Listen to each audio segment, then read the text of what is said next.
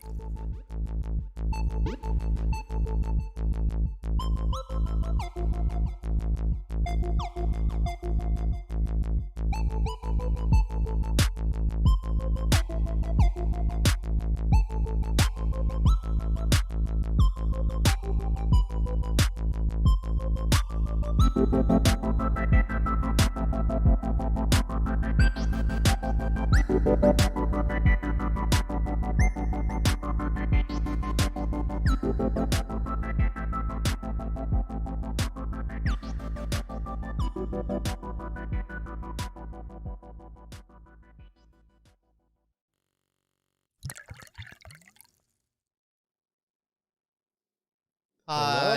Hello.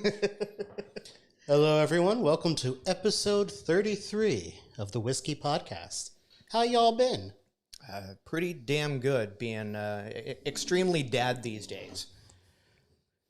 Does that mean you're just telling a lot of jokes, or? No, just buried amongst the children and buried amongst work and just trying to get everything to make sense. Yeah, that's right. Friday was the last day. They're all on a winter break now. Oh, must be nice, yeah, to have that whole winter month off. Mm-hmm. I mean, not that I can complain a whole lot. I'll be having an extended week off. Yeah, I will not.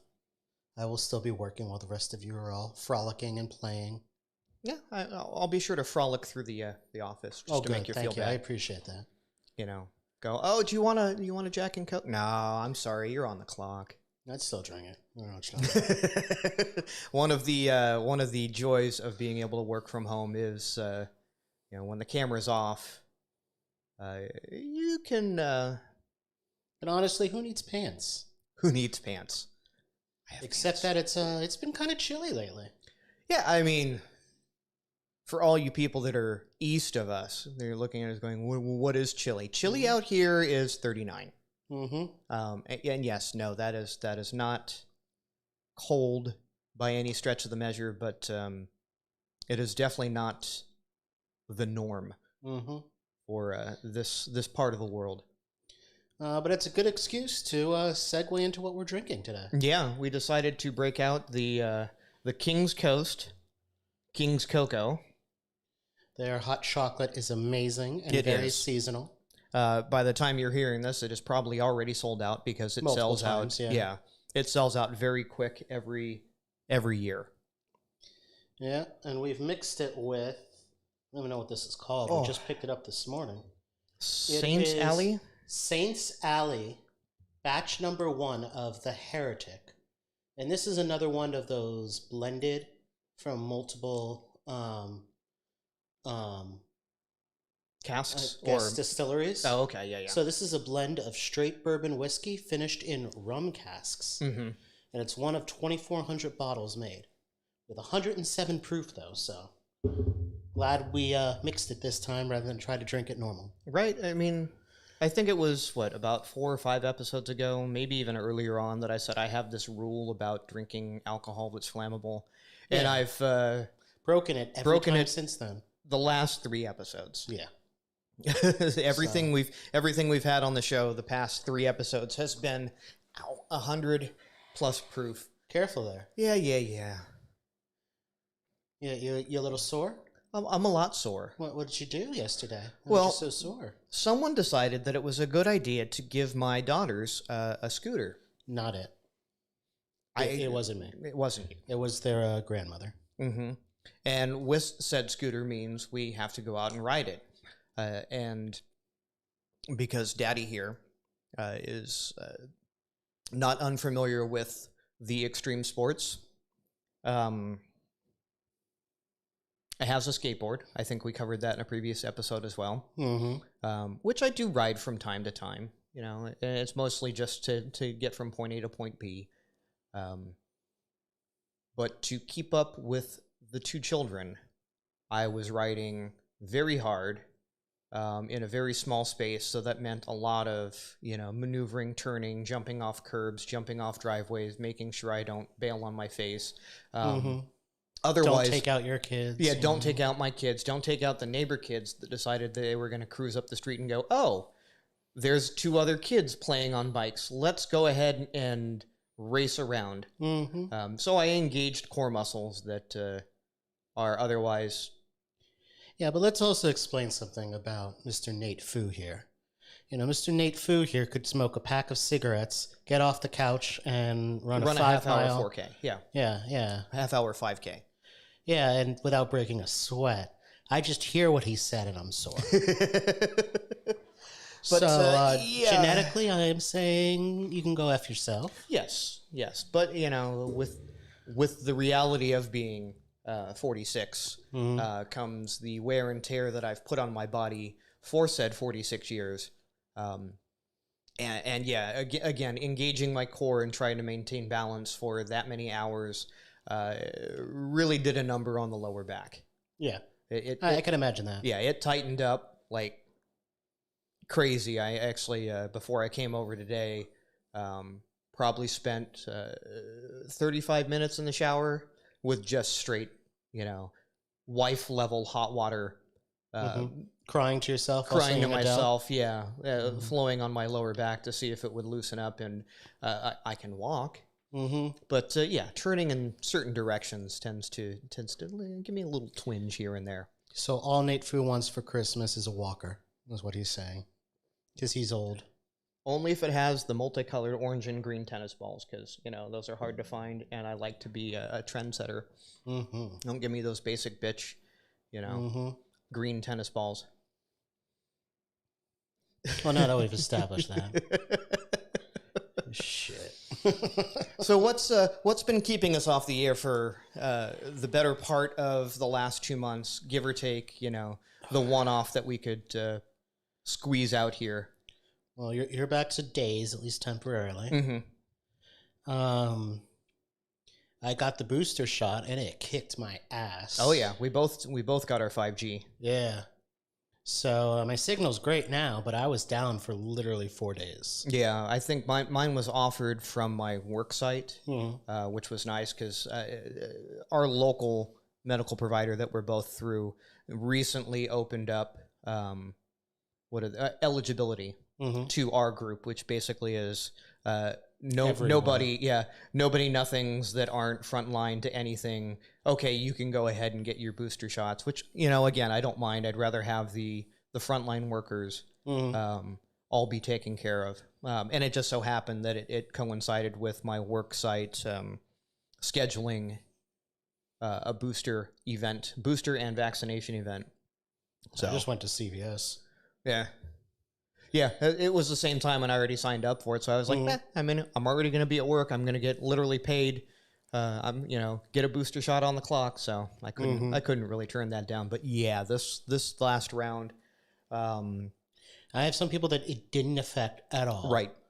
And like the second shot of the original vaccine, it was under the weather for a little bit, but not anything major. Yeah. This one makes me fully understand why I am happy I got a vaccine and a booster, because if that was anything close to what COVID actually is, right? Damn. Yeah, the first one was like, okay, my arm's a little sore and tight, and I think I felt, I don't know, a little run down the first time. The second one, I actually did get kind of kicked in the shins with that one, ran a low-grade fever, but it was done, like it started at about the 14th hour after the booster, or not after the booster, after the second shot, and within 24 hours, it was like nothing ever happened. The booster, whew. Yeah. Yeah, it started probably about the same time, 12 to 14 hours after I got it, but man, it was 2 days, and that low-grade fever was a legit fever. Like I spiked up to 103 at one point. Yeah, I hit the mid-101s, which the first time around, I think I hit a little over 100 a couple of times. Yeah. But yeah, woke up with just the horrible sweats and the full-on body aches. I'm laying in bed, with 4 blankets on me, shivering. Yeah. While sweating profusely. Yeah. Right. Yeah, and then just like, oh, okay, lay back down, and then wake up going, oh my God, get these blankets, the shirt, everything off of me, wring me out, I'm drenched. To right back to shivering again. It was, ugh. Yeah. Oh, and I had nausea thrown into my mix. God, lucky I didn't have that. Yeah, no, that was probably the worst part of the entire thing, because somehow I had to manage to get up and not, destroy myself. If you'd like to learn more, I'll do a full demonstration for you off here. Well, and the downside of that, because I remember you weren't feeling well. I wasn't quite aware it was nausea, but yeah, I mean, it took my drinking buddy away from me for a few days. Oh. Yeah.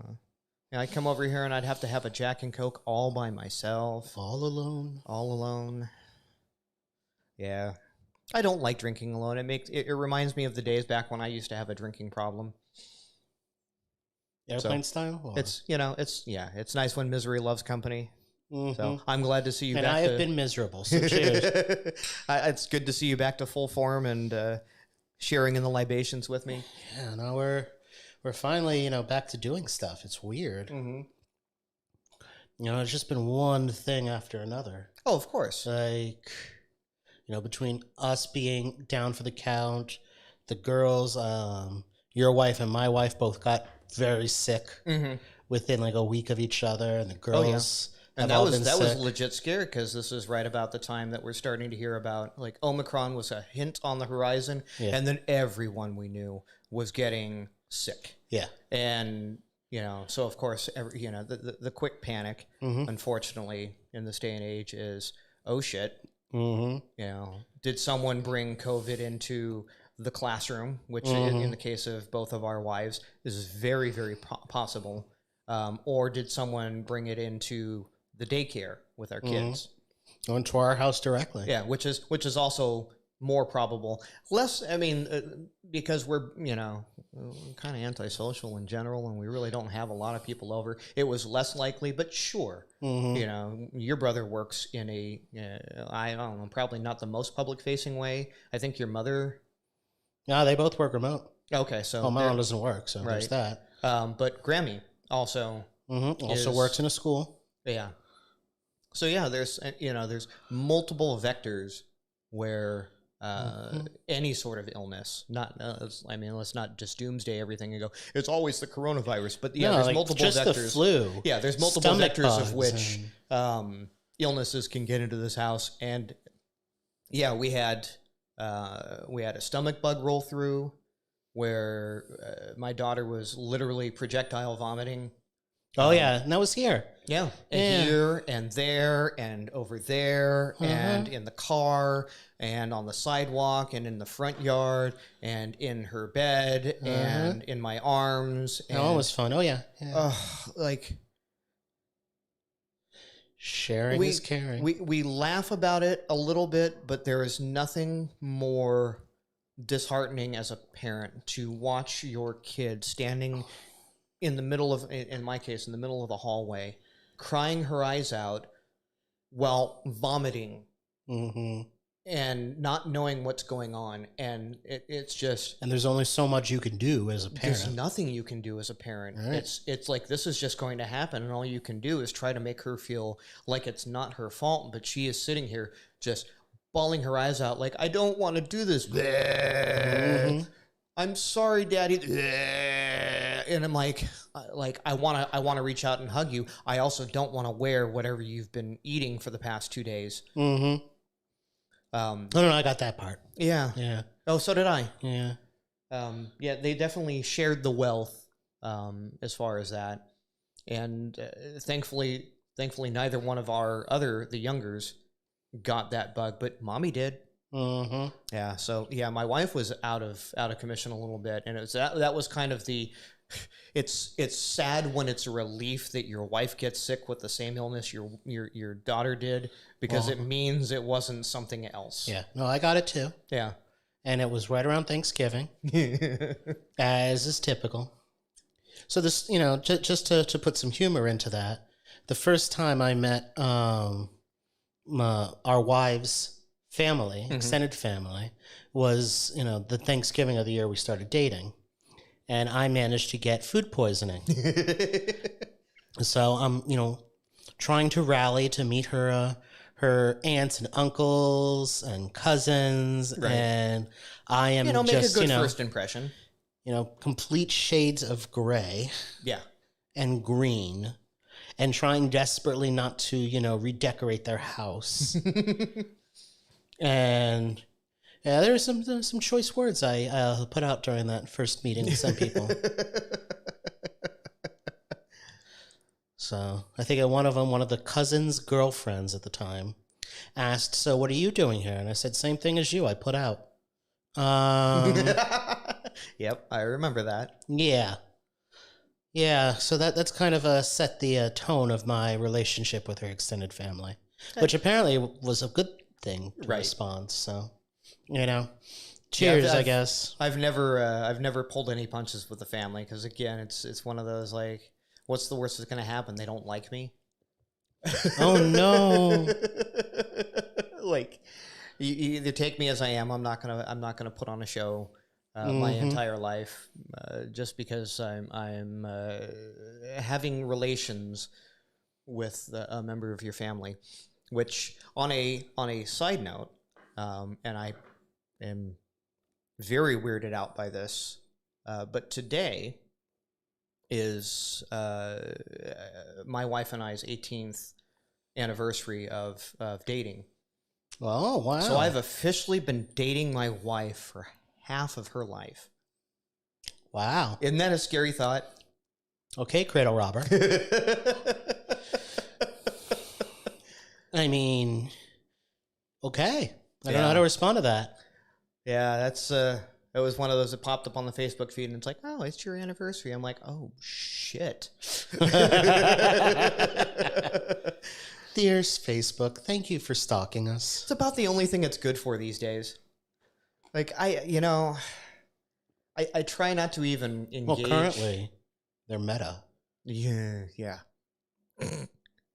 We've had a good joke with that with the clan in general, right? About that. I think I did a Photoshop of our clan founder. The clan we play in, for anyone that's not initiate to that, we play Destiny 2. And clan is a group function where you can earn shared rewards. And our clan founder called it the current meta. And if you know anything about video games, meta is your, I guess, community accepted loadouts. Yeah, the standard accepted loadouts across the board, as opposed to the dad loadout, which is off color, easy to use. But yeah.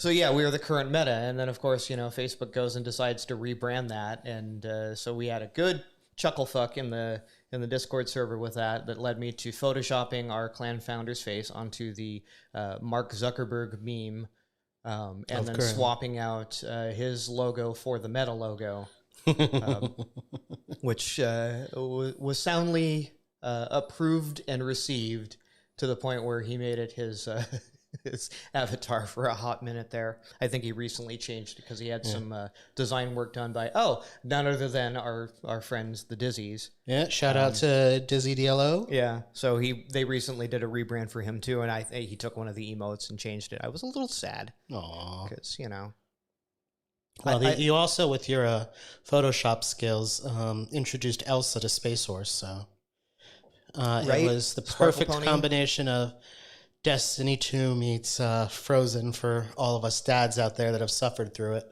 Well, it's funny because they announced that they posted the image and it sat probably for about 2 hours before I even saw it, and then it took I had to go on a break at work and I'm like, okay, what can I do?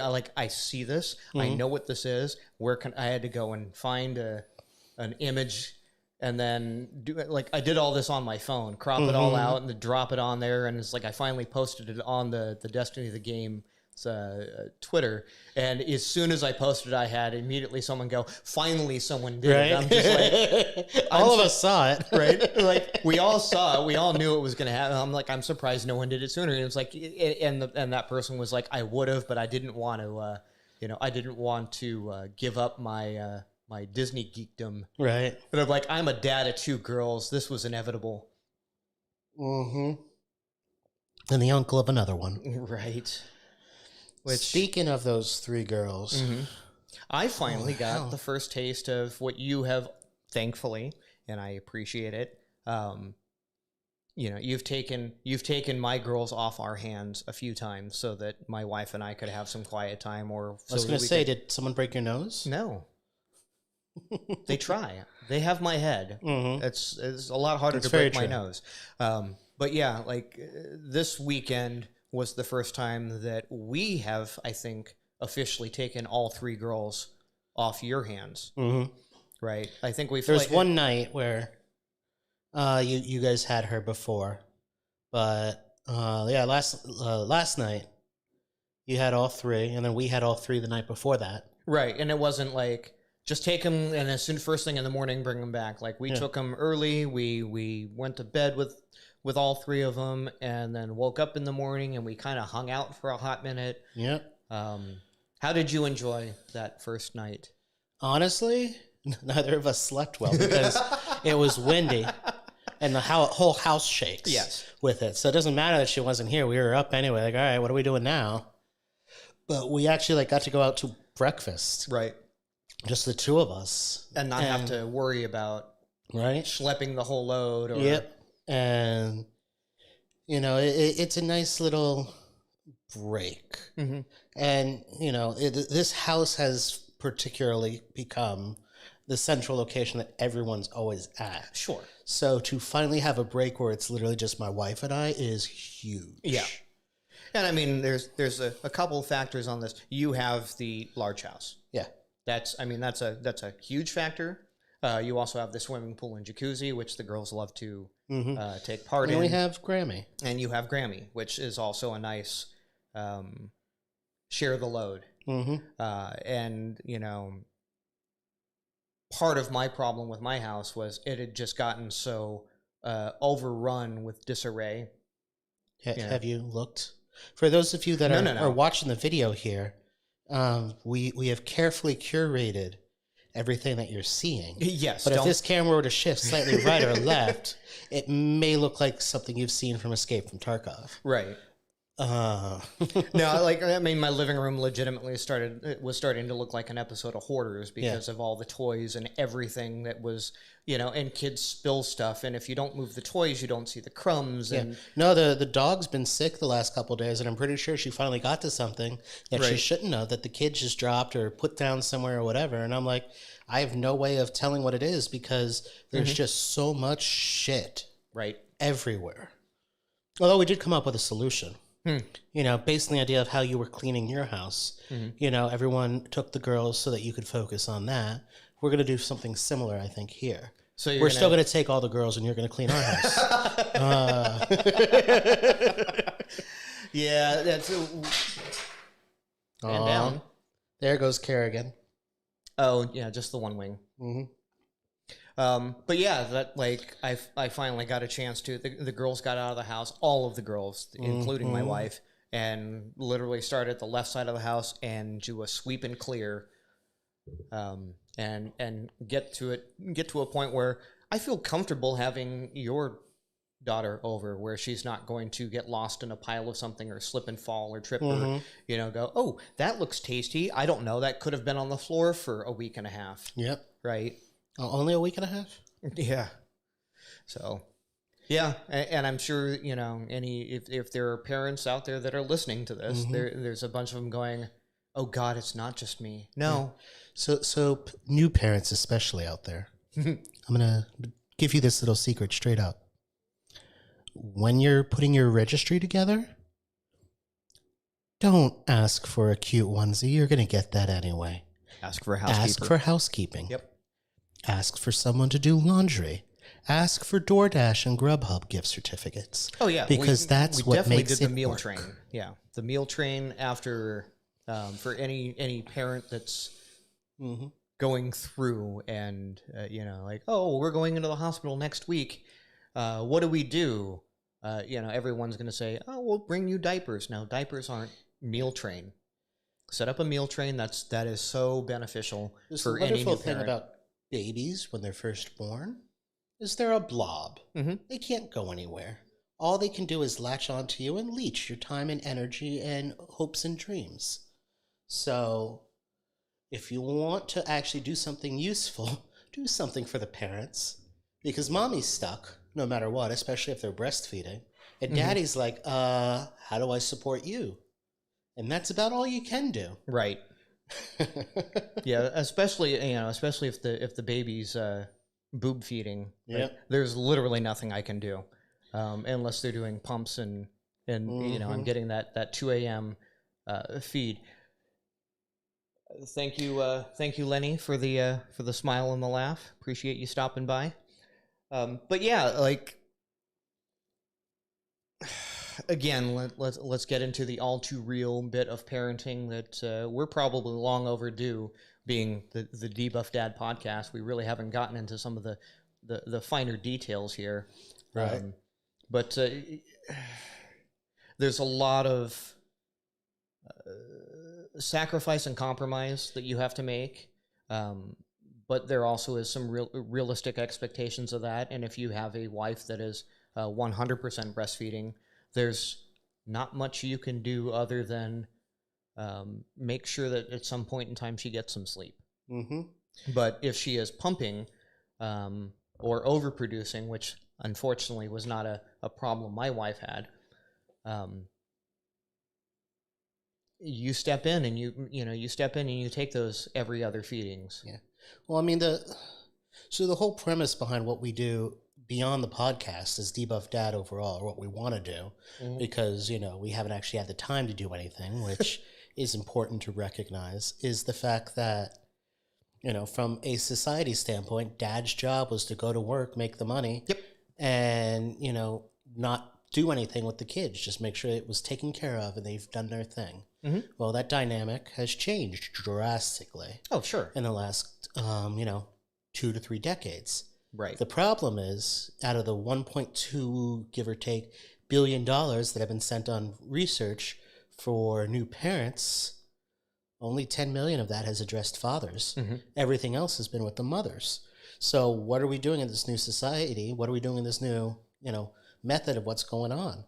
Well, even that, like, all of that money and research has been also spent on the mother side, in that dynamic that Dad is still going out and working and moms stay at home and they're 100% full-time parents. And I'm sorry, I don't know of a place right now where that dynamic holds true on a consistent basis. Yeah, and because of COVID, we've had a very drastic change in what work-life balance ends up meaning. Mm-hmm. I believe it was LinkedIn that posted a survey, or the results of a study the past week, that basically said that only about 60% of businesses and employees are planning on going back full-time. Mm-hmm. Everything else is a hybrid environment or remote work. Yeah. And that's a drastic change. That's a welcome change. It's a huge change. I'm 100% for it. But it's a drastic change from the society that everyone else grew up in and what our, modus operatus has been thus far. It's so, like, I've said this before, I'll say it again, where I was still in my last job and last industry, I'd be in China right now. It'd probably last several months, if not longer. Right. I would not have seen my daughter born and grown up and that sort of thing. I mean, there was even a point where they wanted to not necessarily relocate you, but put you on frequent travel to various theme park locations. Yep.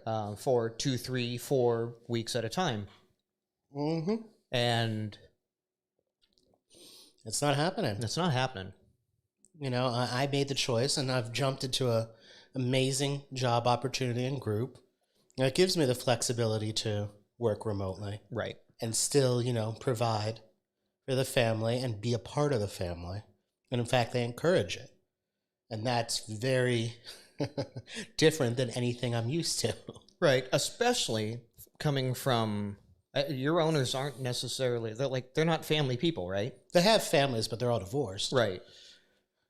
So it's, they're it'd be of one my thing choices. If your boss was a father of a 4-year-old and goes, right. I completely understand that. Like, they're fathers of, preteens and teenagers. They're past that point. And yet, so back when they were in our position, again, different dynamic. Yep.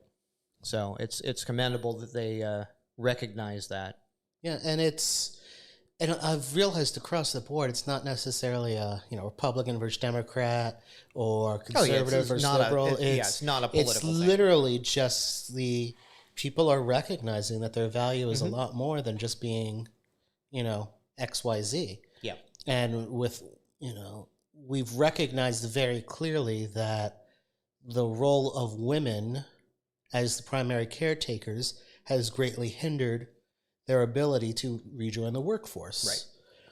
But how much of the workforce relied on them doing double, triple duty is huge. Mm-hmm. And there's a lot of argument out there for, no, the dad isn't babysitting their kids. The dad is being the father to their kids. Right. Just as the mom is the mom. And so we shift a lot of that focus now. Yeah.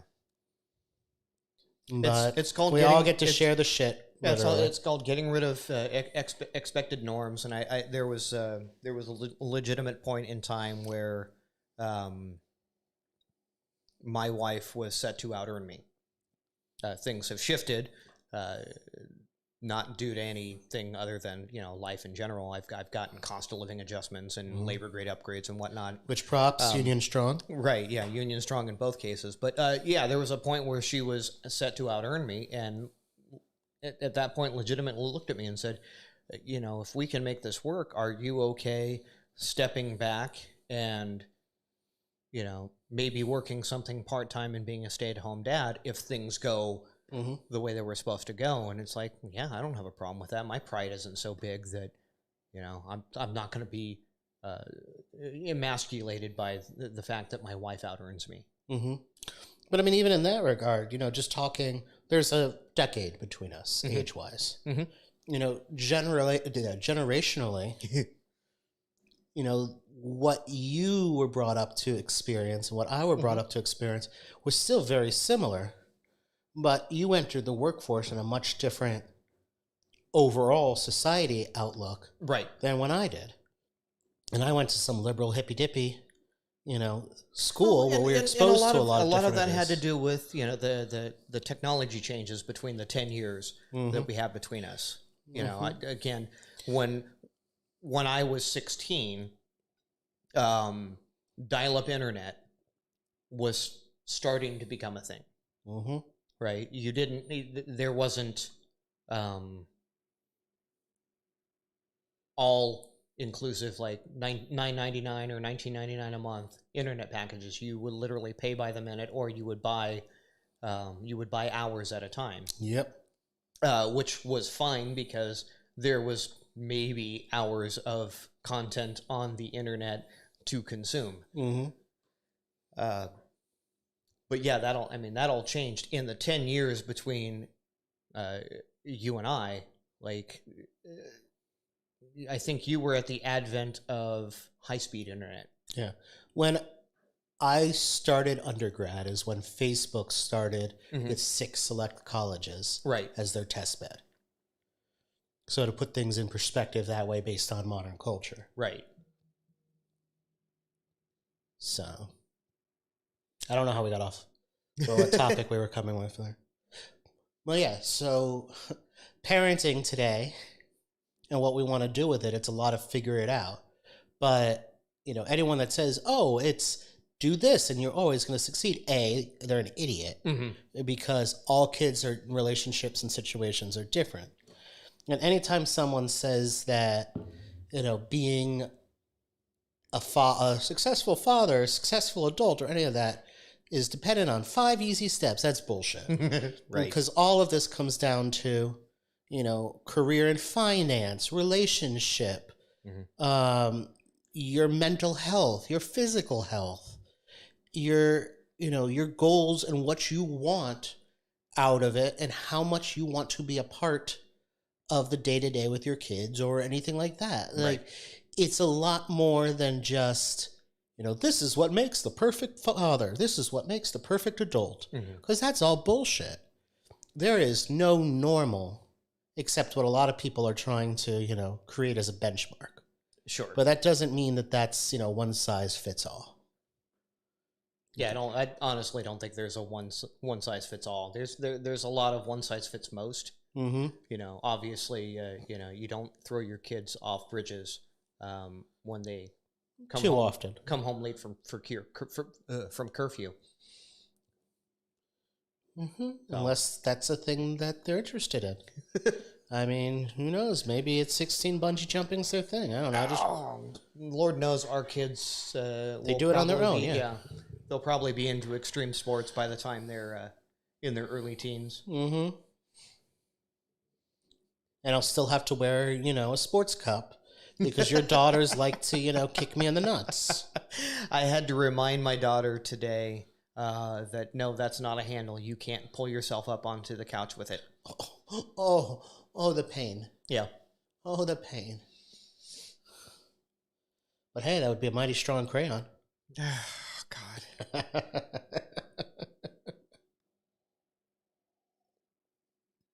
Are we ready for a second round of Coco?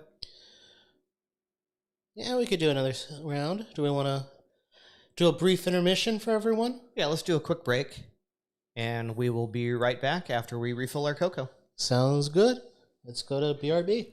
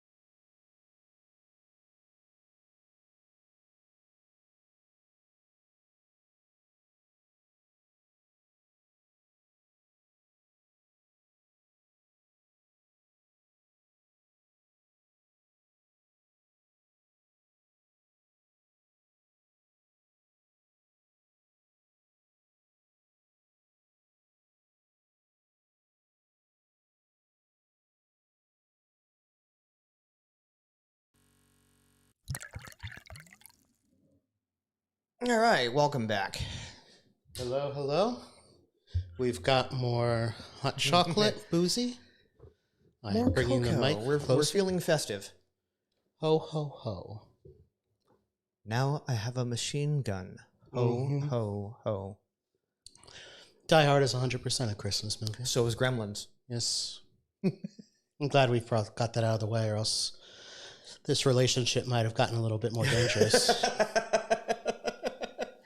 I think it was your buddy Ian that recently posted it's not Christmas until Hans Gruber falls from the Nakatomi Tower. Yep. Yeah. Yep. All right, so what do we want to talk about now? Well, so we got a little bit of the parenting stuff out of the way. We definitely got the booze out of the way. I know what you're talking about. I'm gonna go for my second. No, round. I mean as far as describing what we're drinking. Yeah, I mean, just again, what's really kept us from being able to produce content is a function of the realities of parenting. It's the reality of adulting, right? Not just parenting. I mean, there's so many things that are quote unquote important in life, and one of the best lessons you can learn as an adult, much less a parent, is find the ones that are actually the most important to you, and that's where you put your energy. Right. Otherwise, everything else can be a drain. It could be extra drama, and you've only got so much time, fucks to give. Yeah. And spend it on what's relevant to you. If you're a creator and that's what makes you happy, create. If you're a parent and spending time with your kids and wife is important, do that. You know, if I've actually been seeing a recent, I don't even want to say it's been a trend lately, but a lot of creators have, especially over the course of the pandemic and then the second coming of the pandemic, because everyone thought 2021 was just going to be like, all right, we're free of this. Everyone's going to go back to normal. And that has not been the reality at all. So now you've got a second year of going, well, is this the new dynamic? Is this how the world is going to work now? And for a lot of content creators, they made a killing during the pandemic because a lot more people were home, which meant a lot more eyes were capable of seeing what they were doing. Like Twitch blew up, YouTube blew up over the course of the pandemic just because people were sitting at home with nothing to do because they couldn't go to work. They were, much like you with work at home. It's like, what am I doing in between meetings when I actually don't have anything to do? I've got a Twitch panel up or I've got YouTube up. Eyes started coming up, and then people that were working out in the field all the time were suddenly at home with hours to kill. So they started creating more content. Yeah.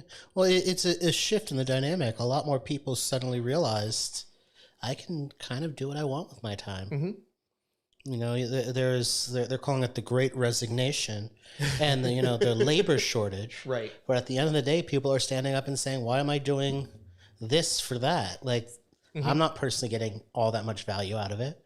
Why am I, bending over and taking it for less than what it costs me to survive day to day?" Well, you've told me for the last 5 years that working from home is impossible until it became the only option, and suddenly, not only did it work, it became more profitable for me to work from home and more productive.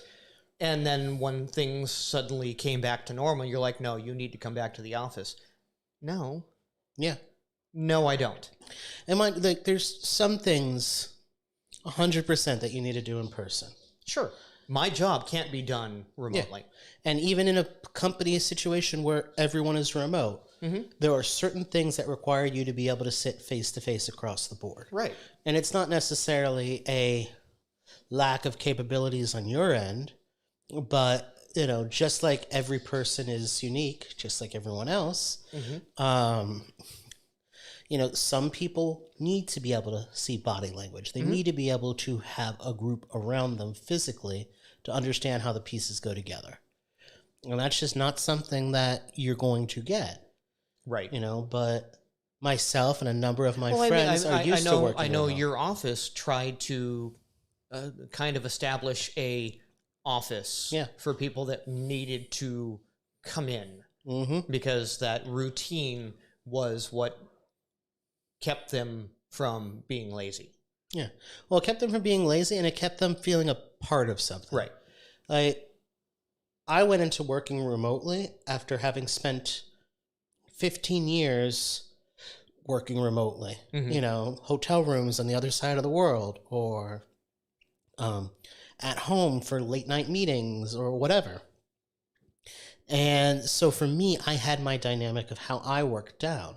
Right. Most people don't. And it's even harder for managers because there was a certain generation of business majors, we'll say, that managing meant micromanaging. You know, and unless they can see you, they can't justify things. Yeah, they physically can't put their thumb down on you. And a lot of that has gone right out the door. And succeeded in doing so. Yeah.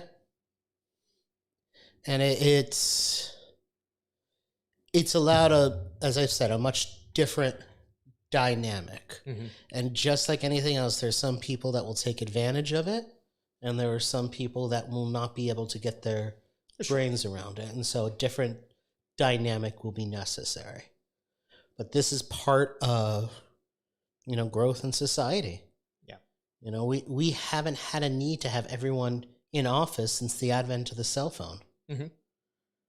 You know, we had salespeople that could literally be on the road and call from their van car phone. That was, you know, this huge suitcase. They'd be able to do it, and they could call in. Technician could do the same thing, and what would take 2 to 3 days, now they could do in an hour for an extra $100 of, you know, air minutes. Sure. And literally, like now, I can go on the road with a laptop and my cell phone as a portable hotspot. And have access to stuff that, I mean, just wasn't even an option. Yeah. And, you know, what does this mean? You're seeing a lot of people working higher profile jobs from cheaper cost of living areas because they don't have to physically go in. You're seeing people take a lot more time for themselves and their families. And you're just seeing an adjustment in how people are viewing reality. Right. You know, I've got friends that literally spend a third of their income on daycare. Yes. And suddenly their jobs changed. Yeah. We're there. We're there also. You know, but suddenly their jobs have changed that, you know, parent 1 can do their work in the morning, parent 2 can do their work in the afternoon. And so they're able to collaborate and do that there. That's never been something that individuals have typically had control over.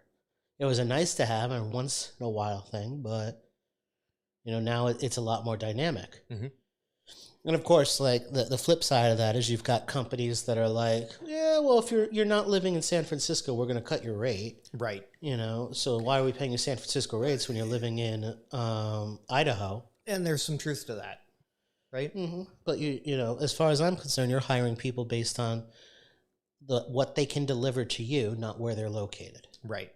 That's been something that's becoming more and more of a reality now as well. You know, because you know, we actually my company relocated and opened up an office in the Miami area. I'm sure we're not in Miami. And I was just like, you know, how's it, talking with people in the shop, like, how is that actually working out? And it's like, apparently people were happy. And we had a bunch of guys that were in the department that was going to close because of that relocation. They were given first option to relocate and help to relocate. And then they found out how much they'd be making in said area and went, no, that's not what, like, we're not willing to take a $4 an hour pay cut. And it's like, do you realize where you're moving? Yeah. Do you realize that what you're paying for, even in the cheapest parts of Southern California, you're going to be able to live very well? Well, since about 2003, I think it is, Disney and Universal have been moving out of California and heading towards Orlando. Because literally, you can get the same workforce and resources for a third of the cost. And that comes down to a lot of, there's no income tax in Florida. So that's a huge savings right there. You've got massive savings as far as benefits and cost of living are concerned. Your state taxes are much lower. Your sales taxes are much lower. You don't have fuel taxes. And, you know, as a result of that, yeah, there's definitely problems with living in Florida. But from a purely financial standpoint, kind of is worth it for a lot of people. But at the same time, I know some of their best talent that has decided, no, we're going to retire at this point. Right. Rather than, you know, do the great move. And I know a lot of people that just made that decision.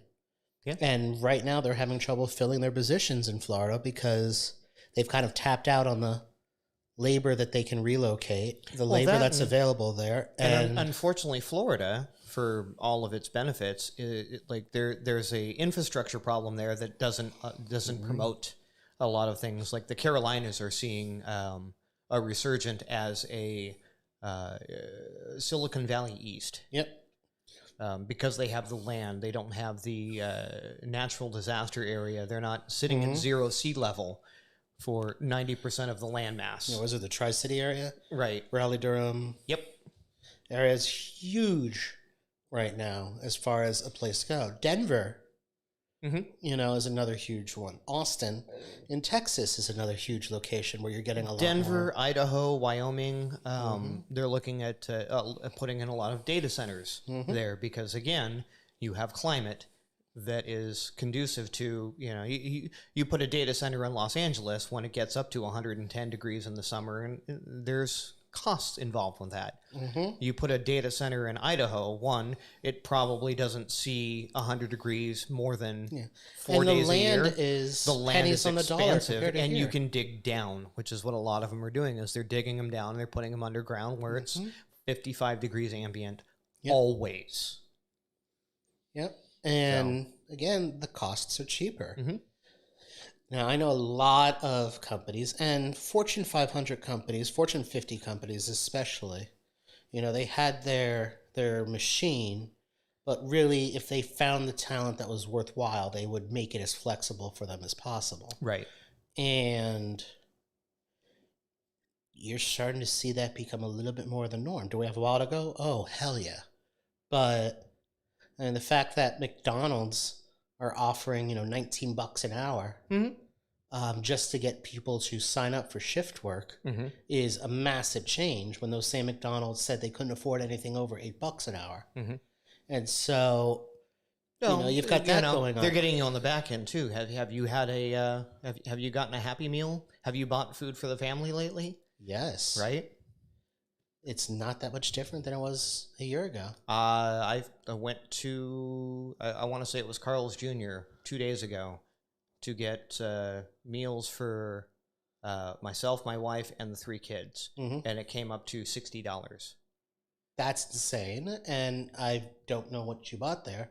But going to Golden Arches, for example, since we're just talking McDonald's, I haven't seen a massive change in price. I've seen a little bit. I recently got a McMuffin meal. So a McMuffin, a hash brown, and a drink. Because I swapped out coffee for an orange juice, that McMuffin combo is now $11.50. That's insane. Yeah. And I've not seen those prices. Yeah. That is the upsell on the orange juice is $2.30. Yeah. Well, and that's the change. You know, we go, I could still feed the 3 girls and my wife and I for $20. You know, 3 Happy Meals. She gets her standard combo. I get my standard combo. Right. Boom, it's done.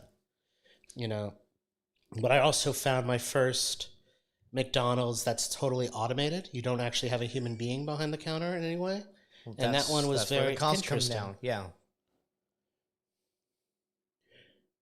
Because that robot still managed to screw up the order. Well, yeah, I mean, and apparently, like, you know, Wally World, Walmart has now basically replaced all tellers, you know, all lines with self-checkouts.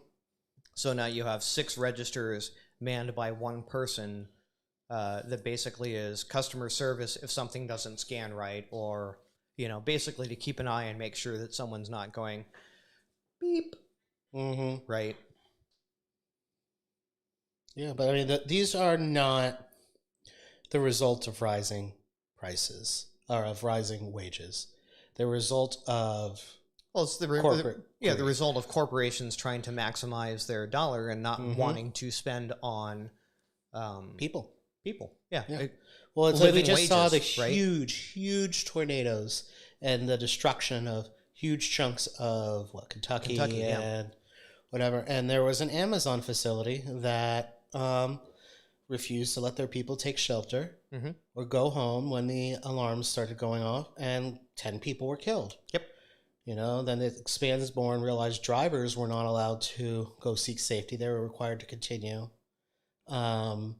delivery on threat of their job. Yep. And we've always known corporations care about the bottom line, not about their people. And that's why unions started in the first place. So one of the reasons, union strong. Yeah, one of the reasons I'm very happy to be part of a union. And sadly, a lot of the stuff that we do here on the side, content creation itself doesn't have union protection. Development doesn't have union protection. A lot of creative fields doesn't have any sort of union protection. But yeah, and again, we kind of got off on a side here, as far as why is content creation kind of like in our case, content creation has taken a hit just because things are starting to return to normal. And with that is we're all readjusting back to that. Well, and it's readjusting, but also every time someone thinks we're going to go back to normal, we end up with some complicated new thing that's coming on.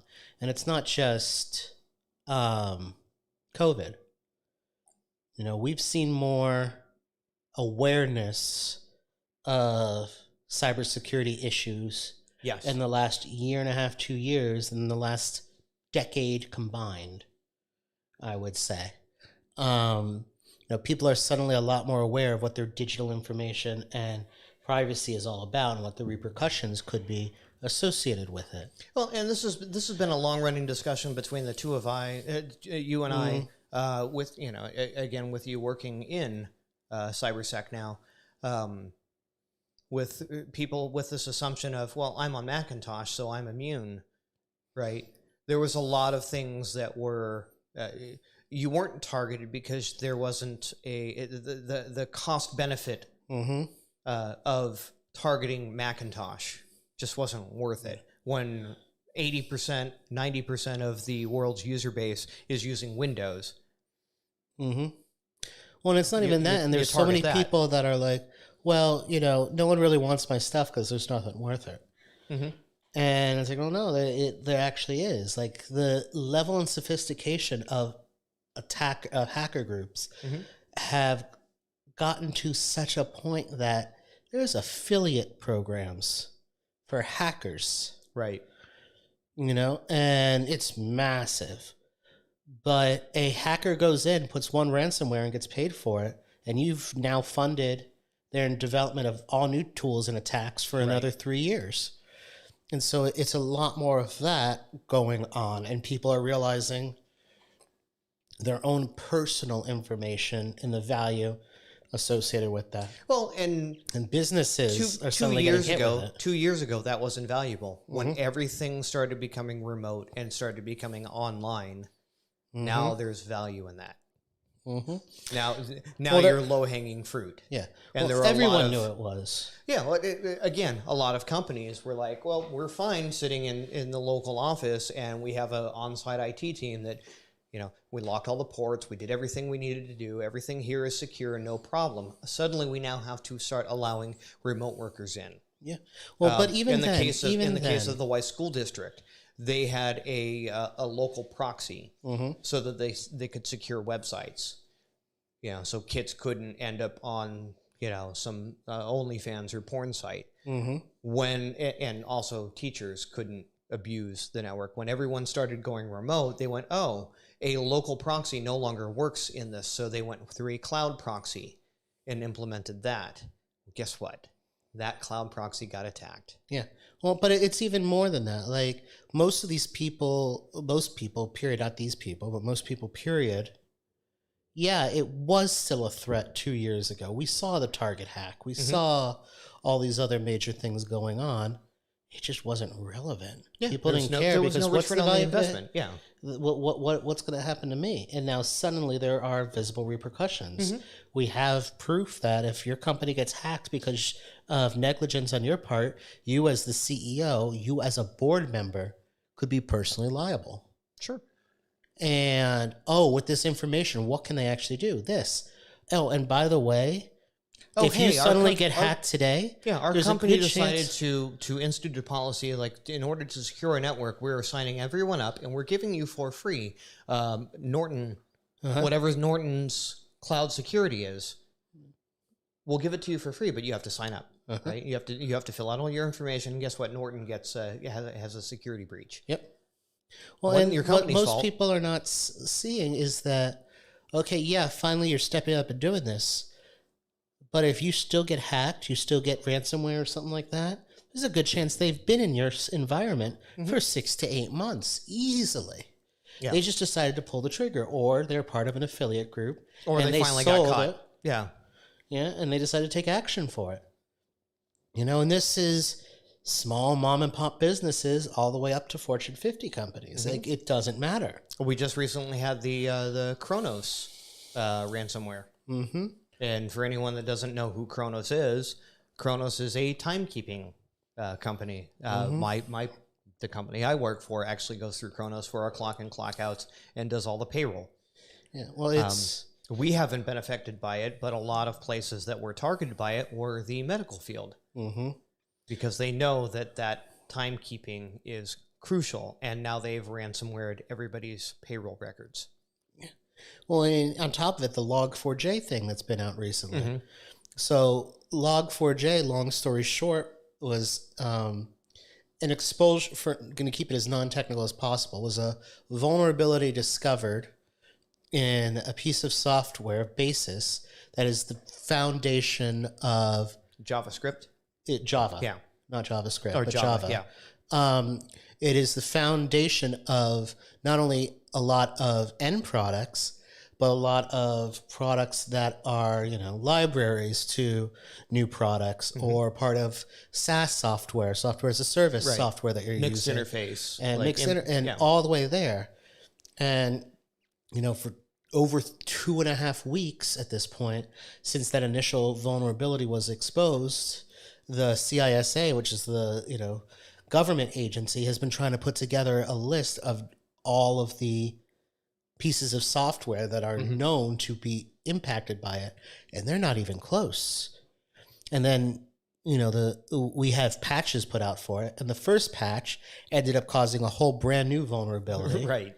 Which they immediately tried to remedy, and they remedied it with another patch, which created a whole new sort of vulnerability. So, when people are like, oh my God, how do we fix this? It's like, well, at this point, it's not a matter of just patching anymore, because this is now too exposed to anything else. Right. It's a matter of what's your hygiene across the board. How do you protect yourself? How do you make sure that, from a business operations standpoint, that if something happens, if you get ransomware, you can get back up to speed pretty quickly? What are the risks and results? Otherwise, you put your head in the sand and then you're screwed. Yeah. And it's your livelihood, it's your employees' livelihood, it's all those things, but it's the same situation of, I have to compare it to a lot of the, vaccine deniers and things like that. Sure. Well, this hasn't affected me personally, so why am I going to bother putting the repercussions in place? Well, you buy car insurance. You haven't actually been in an accident immediately, right? But you're anticipating that. That's what this is how do you mitigate risk to others as well as yourself? But, that level of extrapolation apparently is not something that other people care to do, much less assume the risk. Well, it's a lot easier to play the victim otherwise. And there's another side of this that says, does this need to be in the cloud? Well, it's not even like I can get into, me as someone who's proud because I wrote my first PowerShell script the other day. Mm-hmm. I'm not a developer or anything like that. I can get into someone's on-environment network system if it's not set up correctly. Let's not even get there. Let's look at you and me for instance. I can balance a checkbook on pen and paper. Right. Do I need to entrust that to QuickBooks? Mm-hmm. But that's the trade-off of technology. Mm-hmm. Doing it pen and paper is very labor-intensive. Doing it in QuickBooks, assuming. Doing it in QuickBooks may have the automation capabilities that it saves you a whole lot of things. So that's why you pay for the service, is to help compensate for something else. Sure. But you use your cell phone. This is that argument for the automation of things. Again, payroll with Kronos being subject to ransomware. We used to do the old punch card thing, and someone at the end of the day collected all those, and they tabulated the hours, and they submitted them to a payroll or submitted them to their bank, and then wrote a check. Did this need to be in the cloud? Right? No, that was an offering that was made to try and make someone's life easier and save a buck. Exactly. And then, so there's a lot of stuff there that you have to look back and go, do I need to put this? Yeah, well, sure. Like legacy systems right now are actually showing some incredible resilience against some of these things because, there's one defense contractor that we did some work with that they have an air gap system, meaning that no one, it's not connected to the internet. It's completely standalone that people work on. And it's using a programming language that hasn't been used in common circulation since the 90s. Right. Well, you maybe have 3 people in the world that still are competent enough in that coding system to do anything with it. But guess what? It's reached the extent of what it can do. So then there's a trade-off. Yeah, this is secure, it's running, but what happens if it dies? Right. What happens if there's a power failure and that system goes down and it's unrecoverable? Sure, and we're dealing with that a lot with my job. With a lot of the control systems, we're dealing with some low level, But it all comes down to risk. Whether it's, circling back to how this applies to adulting, whether it's risk in your choice of careers, whether it's risk in being a parent in this day and age, whether it's risk in buying versus renting or leasing. It all comes down to what is the environment you are comfortable with and how do you effectively mitigate it. The problem is most people don't go into this with an understanding of what it is, so they end up either taking on way too much risk and suffering the consequences of it. Right. Or being stagnant to a certain degree and unwilling to budge when situations demand, change. I know a lot of people that when they first had kids had a lot of trouble adapting. Well, you decided to make the choice of having a kid that you knew would upset your life. Doesn't mean it's a bad change, but it's a change. And if you're unwilling to accept that, then what were you thinking was going to happen when you went into it in the first place? Right. And that's, I think, where we go full circle back with this, is adulting sucks. Right. So I'm going to get off my soapbox. Where are we now? What's next? Well, we can actually roll this right into the gaming topic and the gaming climate right now. Right. There's a whole big stink going on right now with Bungie. Again, we're Destiny players, so we have a vested interest in Bungie as a company. And they were there have been numerous cases now where people have come out working for companies like Blizzard, Activision, Ubisoft, as the big ones. And Bungie was seen as the last bastion of hope, of being the good guys. And it turns out that guess what? Just like any other industry, not just gaming industry is rife with it, but all industries are rife with this of sexism and cronyism, nepotism. And I think knowing that and the response that has happened in both cases is some companies have known about these issues long term and decided that those issues were not important enough or were worth turning their head on because, you know, it was either too much hassle or they were benefiting, you know, more they felt than the bad press might be. Well, again, it's like an automotive recall. It's like, okay, it's going to cost us $10.2 million to fix the seatbelt issue. It's going to cost us $1.4 million to settle lawsuits from the seatbelt issue. Don't fix the seatbelt issue. Yeah. You know, what's the difference is, I think, in this situation is while Bungie blatantly had a history of it just like others, they've taken initiative over the past 5 years to actively change their culture and be public about it. And the article that broke this, I think it was IGN. I said people, you know, mentioned some of the stories and issues they'd run into, and every person said this was a while ago, and we know things have changed since then. And you know, the CEO, where like Activision Blizzard, the CEO was like, I didn't know anything about this, but I'm going to do something now. Pete Parsons came out and said, yeah, we've actively been working to change this because we are aware that this was unacceptable, and we want to do better. And we're willing to hear these stories, and please help us, to the point of the stories dropped. And the statement that, you know, the public release statement, public relations statement was made. Thank you.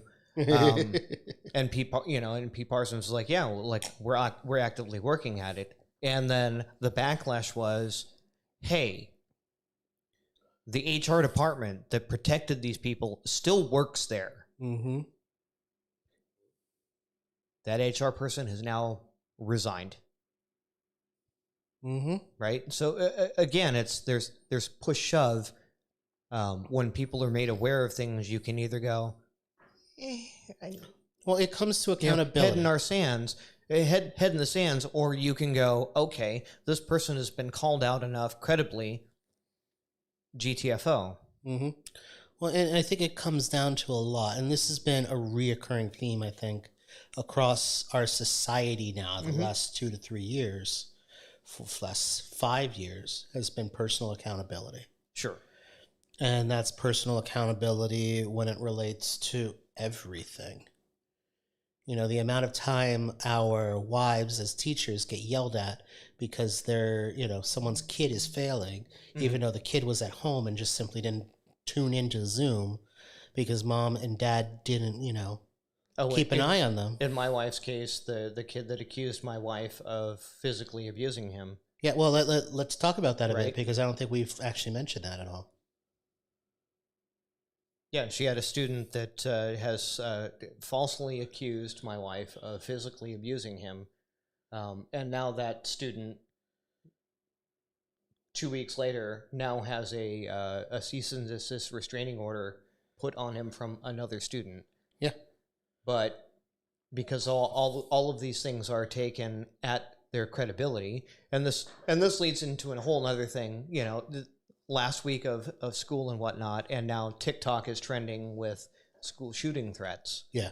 Right? It's that same mentality that, well, if I say something, and there are certain things you can say, like I can say, I'm going to beat you up. And everyone goes, yeah, whatever. I'm going to do a school shooting. Now it has to be taken seriously. Right?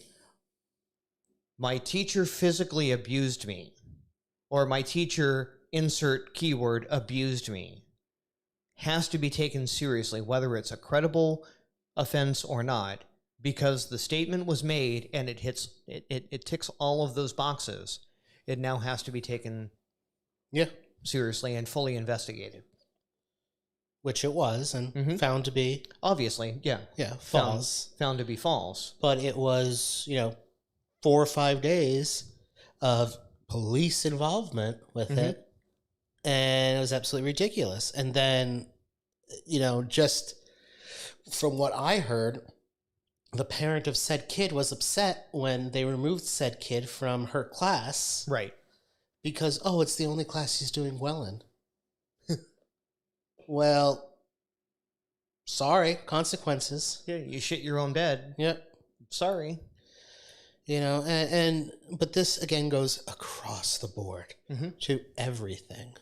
Again, you have a TikTok trend of reporting, of threatening a school shooting.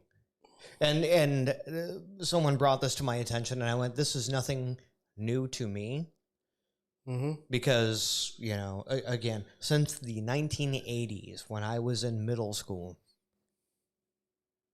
during finals and midterms, there have been bomb threats phoned in across campuses nationwide because some kid thought that if you phoned in a bomb threat and you get the day off, it would render their midterm moot.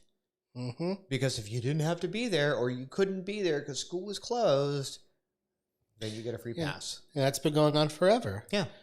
But because there are legitimate issues, like the parents that bought their kid there's a reason in the 80s and that it became something that was legitimately looked at. And then you had, of course, all of the other school incidents that now reinforce that claim.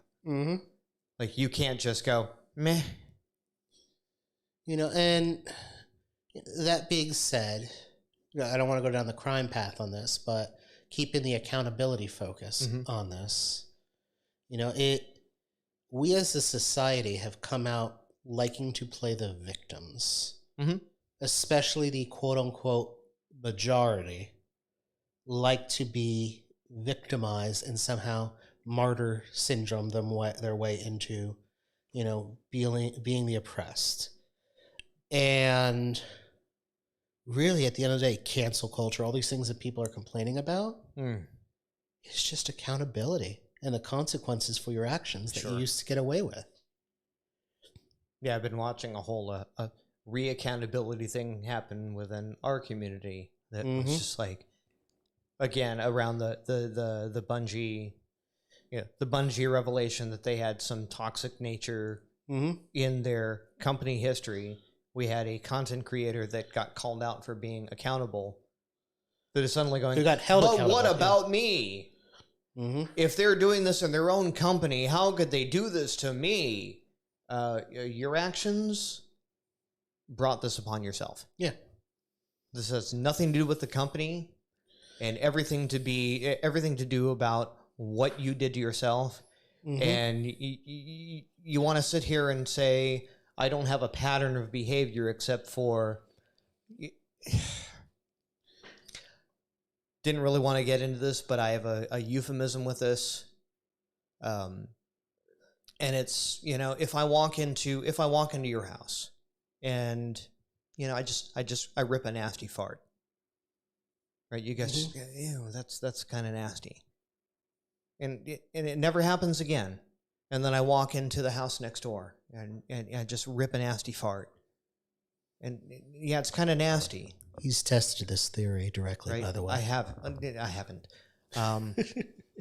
I could make it about other things. Okay, fine.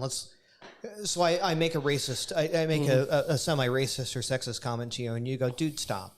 And I never do it to you again. And so to you, you're like, "Okay, he learned." But then I go to someone else and I make a semi-racist, sexist remark, and you go, "Dude, stop."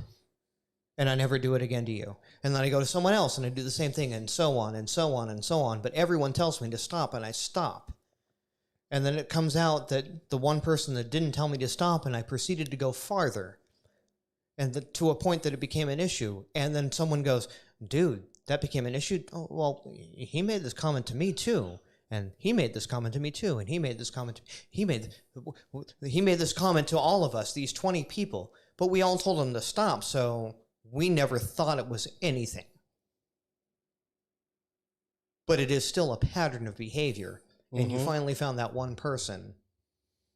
You found someone who held him accountable. Right. You know, if it's okay with you that you draw the line, great. But it doesn't make the racist, sexist comment, doesn't make walking into someone's house farting okay. It just puts a limit on it in your direct eyesight. Right. You know, and so you may feel better, but that doesn't mean that, again, the pattern of behavior doesn't exist. It doesn't mean it's still that, a pattern. Yeah. And at the end of the day, if that person is making those choices and they're held accountable for those choices, it's on them and them alone. Like, sorry. It might be nice that you can get away with things your entire life, but at the end of the day, if it looks like a duck, walks like a duck, quacks like a duck, good chance it's a duck. Yeah. And, you know, and ducks are not something I want in my house. Yeah. And if that was a weird. No, that's exactly right. And if one of those houses that you have happens to know people, like he may not, that person may have never quacked in my house, but he's quacked in enough of my friends' houses that I go, I don't want you in my house. So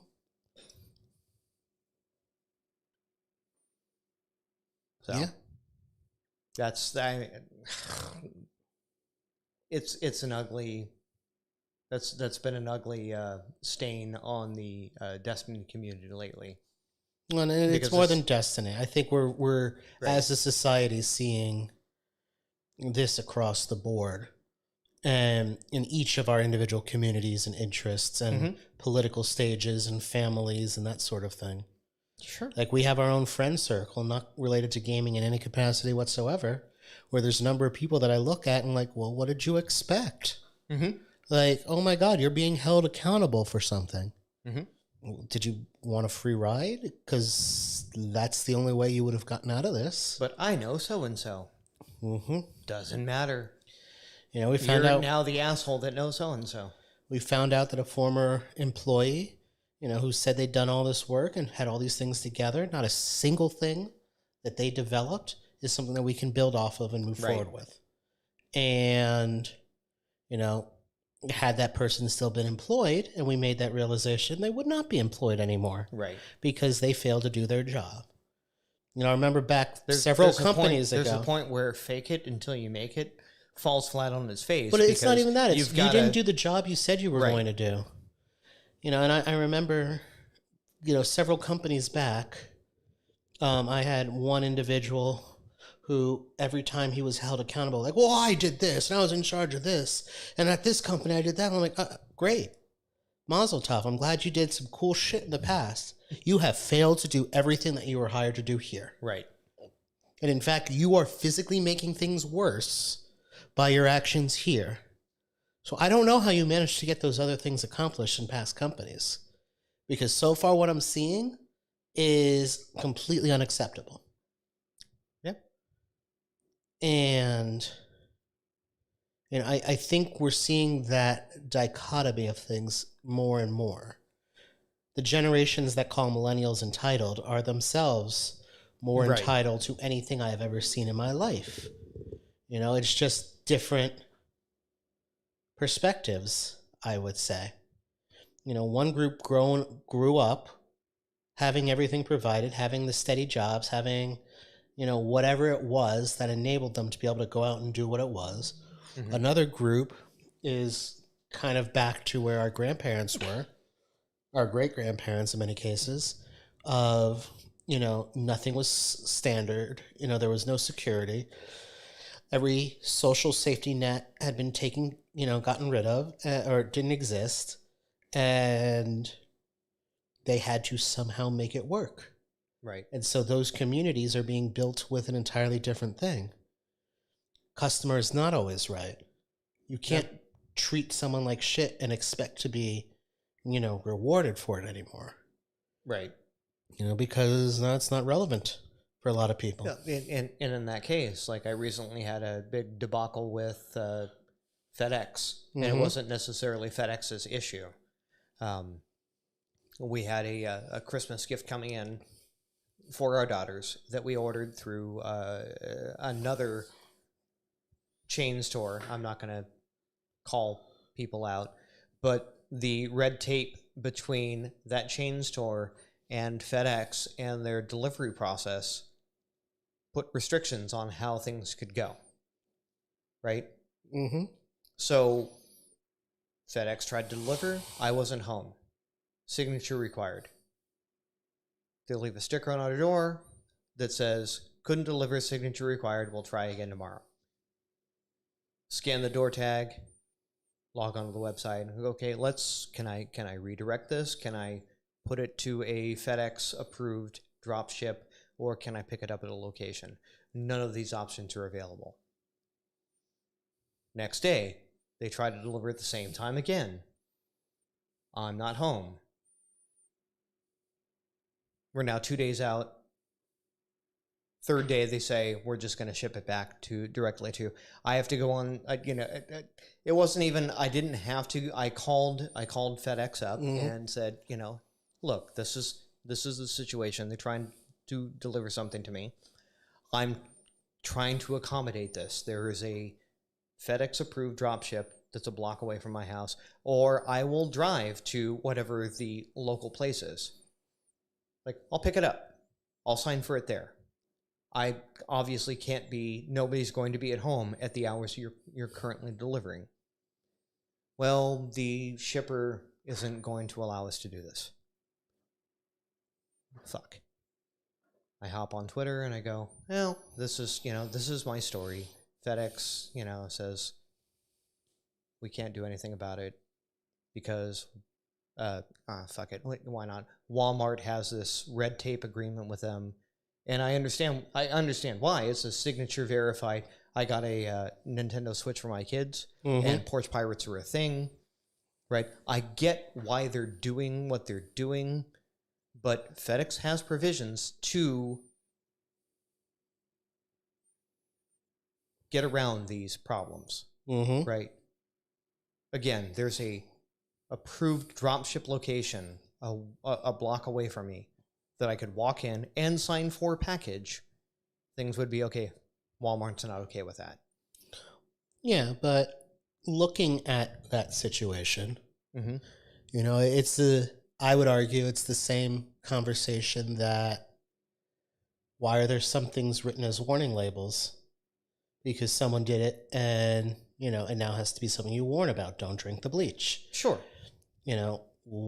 In this case, corporation is trying to do something to provide as much security for the product as possible and alleviate their risk. And there's plenty of people who, will take advantage of the options and still complain to them. And there have actually been lawsuits against it. And that comes down to, oh, you made a decision and here are the repercussions of it. Now you think someone else should be responsible for fixing it for you? So when my wife calls Walmart, and who the initial person that made the order, and says, hey, this is the issue we're having. Obviously, what doesn't work within your parameters. Can we redirect the shipment to you in this case because you work from home? We know you're going to be here. And they go, we have no idea what you're talking about. This isn't an option for us. I'm sorry. There's nothing we can do. So again, right? I'm not saying that it's every correct. Opportunity, right? I'm not saying that it's correct or right. I'm just saying there's a reason for it. Right. In no circumstance with any of this, and was I ever nasty to FedEx or any of their employees? And it's like when I called in and they said, no, this is something that is a restriction from Walmart. It's like, okay, you can no longer help me. Is there anything else I can do for you today? No, there isn't. Thank you. Have a good day. Click. Right. At no point am I going to yell at them. I ended up going to social media because that seems to be the best way to get things done these days. And I made public attention, public attention. And I made a post and detailed the entire thing. And again, never disparaged FedEx, never disparaged Walmart. I disparaged the situation. And which I will commend not Walmart, but FedEx for going, oh, we see what the issue is. And yes, there is a restriction put on from the shipper that says we can't do this. I will put a note on the file. It should be able to deliver. If you sign the back of the door tag and leave notes for whatever, which I did so, and I put a picture of it. And the next day, I took a picture of my note, the door tag, the new door tag that said this couldn't be delivered. And I went, okay, come on. Which FedEx then got on the driver and said, dude. And again, the driver's just following his instructions, and the call center people are following. And when that driver showed up, it's like I literally heard him thump it on my front porch. And like I opened the door, I'm like, thank you, and he's like, yeah. I'm like, sorry, it was such a pain in the ass. Whatever. Like, to him, he thinks I'm some weird Karen that was like, fuck you, I'm going to report you to the Better Business Bureau if you don't deliver my packages. Like, no, I'm trying to work within your system. Yeah, like, and he probably had 8 other people that were problematic, and I'm okay with you leaving it on my back porch. I understand what porch piracy is. I have a full security system. Obviously, there isn't a button you can push in your system that says, customer is smart. Put on his back porch. Although, knowing all the privacy issues that it entails, China is trying to do a social media scoring system. We're trying to do it here too. The ESG scoring. It's far more advanced than that. Yeah, but I think there was an episode of the Orville that kind of touched on that. Yeah, but I mean, it's and this is unfortunately the way a lot of our systems have become. It's how do you promote to the lowest common denominator? And at the same time, how do you allow personalization? Well, all of that comes down to self-accountability, self-understanding. I can't create a custom experience for myself and then be mad when the custom experience I wrote has issues. Right. Well, I can. And I can yell at other people, but we don't have a mechanism or a button in our society, so to speak, to understand the difference. We do this podcast, and at some point in time in the last 1 hour and 36 minutes, I may have offended someone. Yeah, you offend me all the time. It's okay. There are no amount of I'm sorries that are going to forgive myself with some people. Yeah. Okay. I have to live with that. And if someone decides to blast out on Twitter, oh my God, that Whiskey Podcast offended me. Cool. Listen to the episode. Well, it's if you outright said so-and-so is, something, and you made an implication against them or something they believed in, sure, something like that. Then... But again, you and I have never danced away from the vaccination topic. I'm sure somewhere along the way, someone's going to listen to this and go, "Well, I'm anti-vax." Okay, good for you. Yeah. Well, in that case, again, it comes down to accountability. Yeah. I'm making the decision that I'm disagreeing with you, and if that means you're going to spew hate on me, or you're going to unsubscribe from my newsletter, or whatever it is, so be it. So be it. But that is me understanding the consequences of my actions. Yeah, and the accountability from my aspect of that is, okay, I lose a subscriber or follower. Okay. But it all comes down to, you held your principles and you did it there. Are there repercussions for your principles and for what you believe in? Sure. That doesn't necessarily mean repercussions are always negative. Right. But you have made a choice as an adult to go from there. So on that bombshell, speaking of choices that we make, let's talk about our Guardians MH fundraiser, shall we? Yeah. Let's very, just slam right into this. anyone that's followed either one of us individually, especially myself, or this podcast in general, yeah. Right? Or any of the various podcasts that I'm on. Judetta and myself are very much advocates for mental health awareness. I'm wearing a plethora of bracelets at this point for such causes, and the 501c3 charity that you and I both are heavily involved with, Guardians Mental Health, have recently done a collaboration with Bungie, and we have literally a Guardians mental health kit that is currently going out. That was most recently featured in their, well, not featured, but mentioned in their This Week at Bungie. Yeah, and it's been discussed in several podcasts and in a lot of different forums. And Guardians MH even participated with Bungie, who we said earlier has had their issues, but is actively working to improve it. Right. They've released an entire subset, both externally to their player base and community, as well as internally for mental health that Guardians MH was a part of. Yes. So, with all that in mind, we've decided to actually add our efforts even more so to try and help foot the bill for a lot of these new projects that the nonprofit is putting together. So for the most part, we've done Guardians MH we have done charity drives, weekend, 48-hour, not even necessarily 48-hour drives, but we've done blocks of charities 3 to 4 times throughout the year to help fund the mental health kit program. It costs approximately $10 to curate, put together, and ship a kit to everyone that requests one. And people that request it don't pay a cent for said kit. Right. If you request one, we will put one together and we will ship it to you for free. And it is funded by charitable donations. And for the most part, we have our own curated kit. We did a collaboration with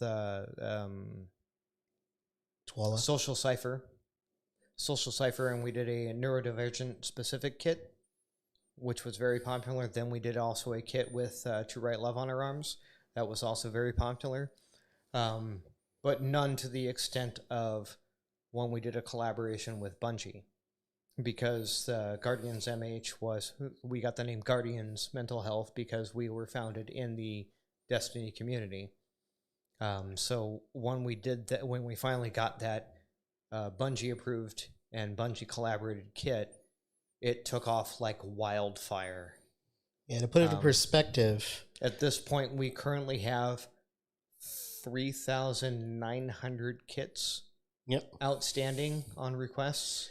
And the next highest level kit, I believe, was only a couple hundred. What's that? Several hundred. I believe the suicide prevention kit was the next highest one. It was about 1,000. About 1,000? 1,000, maybe 2. Mm-hmm. Yeah, which, so if we've quadrupled. We've had some very popular kits. Yeah. But yeah, this one has just like taken it by storm because of, again, the collaboration and correlation with the roots of Guardians MH. Yeah, and the visibility it promoted. Mm-hmm. So, and every dollar goes towards these kits. It's not something that... Yeah, we're not receiving orders for the other kits. Mm-hmm. That specific kit has far exceeded the demand of any other kit we've done. And the last charity drive we did 2 weeks ago made a small dent in it, but it wasn't enough.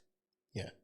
Well, it's going to be something that's ongoing, and for the first time, the GMH is actively picking up steam. So this past year has been enormous compared to the year before, which was miles ahead of where it was the year before. Oh, yeah. So the organization is significantly growing.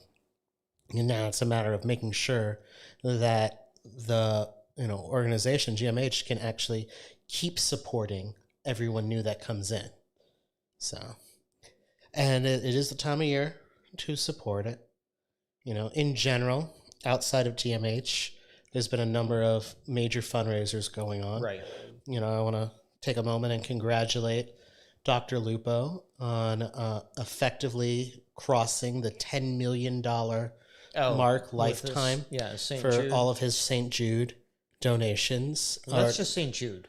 Yeah, just for St. Jude, that he personally has raised over the last 5 years, over $10 million.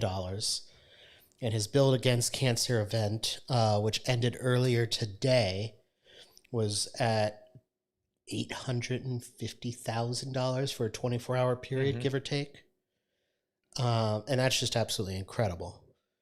So we're seeing a lot of just people stepping up and fighting for the causes, like we said before. Right. And our cause, as it ties directly into who we are, has been mental health, and mental health in the gaming community. Because gaming and entertainment and those groups have always been a opportunity for people to, step up and, seek support, seek community in places that they may not have had access before. So we know the communities exist. We know that there's people that are willing to give and be supportive.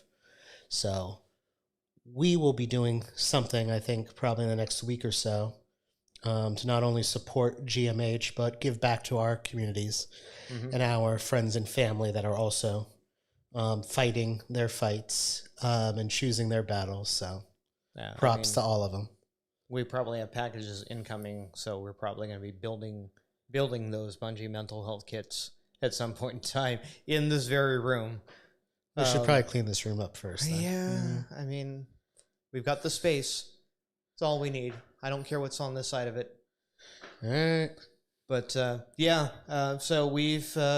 we actually have put together a Tiltify link. Yep. If you're on where we're going to directly support the mental health kit funds. If you're on our Twitch site, you could find a QC code or QR code rather. Yeah. Yes. One of those codes, or just click on the image and it'll take you directly to the campaign site. We will also post a direct link to the campaign site in the show notes and the video notes. So if you want to participate, we would be greatly appreciative. We see none of the money. All of it goes through Tiltify, which means it goes directly to Guardians MH. But again, we'll discuss it, but we'll figure out some incentives to make it worth your while to support this effort. Yeah, when we go live, maybe you might be able to shave a mohawk into me. I don't know. Yeah. Possibly dye your hair purple. I'm colorblind, so you just tell me it's purple. There you go. So there we go. We'll see. Shall we wrap it up? Yeah, I think this is our longest episode yet. Well, it's been a while, so it makes sense. I'll have fun editing this one over the weekend. Yeah, you get to actually do that now that you're not night shifts. So yay! So with that, I am Chudata. I am Nate Fu. And from episode 33 of the Whiskey Podcast, with the hot cocoa. With the hot cocoa. Good night. Good luck. Happy holidays, everyone.